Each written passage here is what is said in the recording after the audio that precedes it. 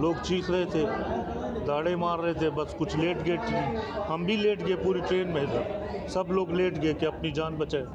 बस बाहर से कुछ फायरिंग हुई, ब्लास्ट हुए, बस उसके बाद फिर जो ना हमें कहा जी आप लोग नीचे उतरे।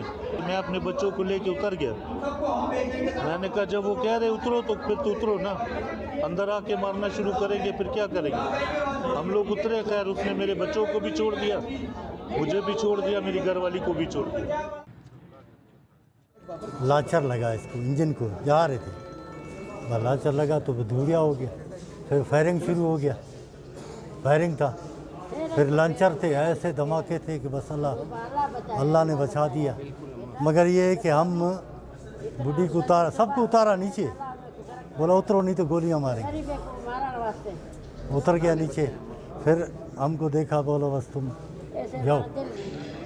तो असला से लेस थे लोग, उन्होंने हमला किया और इसी तरह काफ़ी नुकसान पहुंचाया, आवाम को बहुत डैमेज किया है, आवाम को जख्मी हुए लोग, कुछ फौत हो गए।